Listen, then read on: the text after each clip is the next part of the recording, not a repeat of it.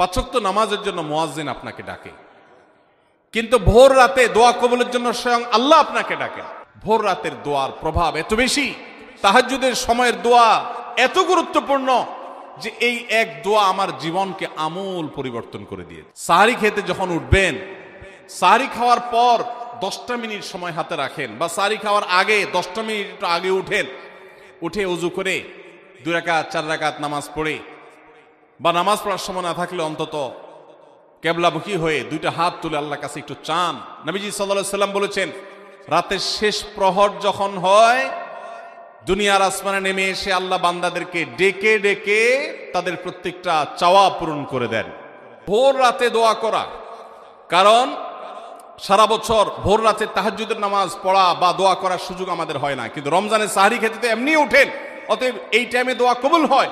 24 ঘন্টার ভিতরে দোয়া কবুলের সবচেয়ে মোক্ষম সুযোগ, সবচেয়ে আদর্শ সময় হলো এই তাহাজ্জুদের সময়টা।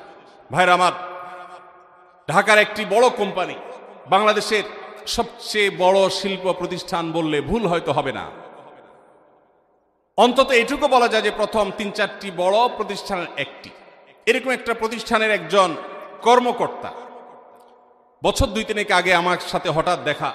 তিনি আমাকে দেখে বেশ আবেগ আপ্লুত হলেন এবং অনেকটা জড়িয়ে ধরলেন এবং বললেন, ভাই, আপনার একটি আলোচনা থেকে আমার জীবনের ভিতরে এমন এক পরিবর্তন আসছে যেটা অকল্পনীয়, অভাবনীয়।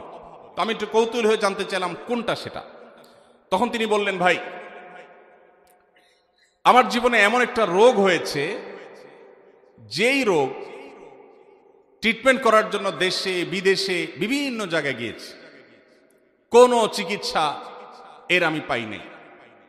শেষ পর্যন্ত আশাহত হয়ে চাকরি ছেড়ে দিয়ে, শহর ছেড়ে দিয়ে গ্রামে গিয়ে বসবাস করা শুরু করছি এবং মৃত্যুর জন্য অপেক্ষা করছি। এর মধ্যে আপনার একটা আলোচনার ক্লিপ আমার চোখের সামনে আসলো সোশ্যাল মিডিয়াতে, ওটা শুনলাম।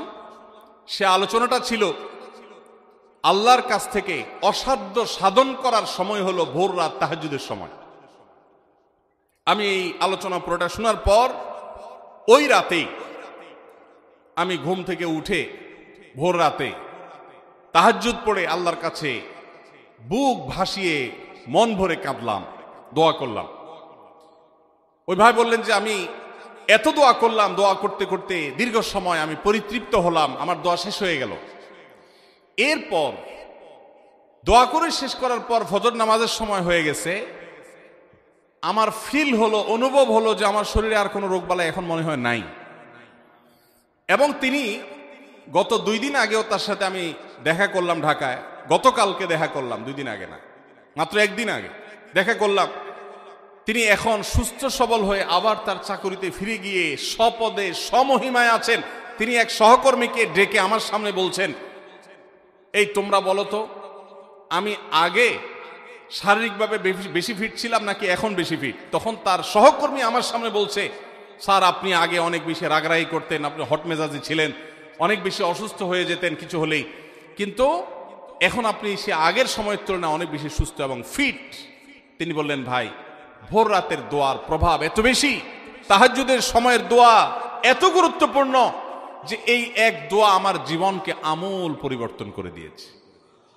এই জন্য ভাইরা, রমজান মাসে বিশেষ করে যখন তাহাজ্জুদের সময় সাহারি খেতে যখন উঠবেন, সাহারি খাওয়ার পর 10টা মিনিট সময় হাতে রাখেন, বা সাহারি খাওয়ার আগে 10টা মিনিট আগে উঠে উজু করে 2 রাকাত 4 রাকাত নামাজ পড়ে, বা নামাজ পড়ার সময় না থাকলে অন্তত কেবলামুখী হয়ে 2টা হাত তুলে আল্লাহর কাছে একটু চান।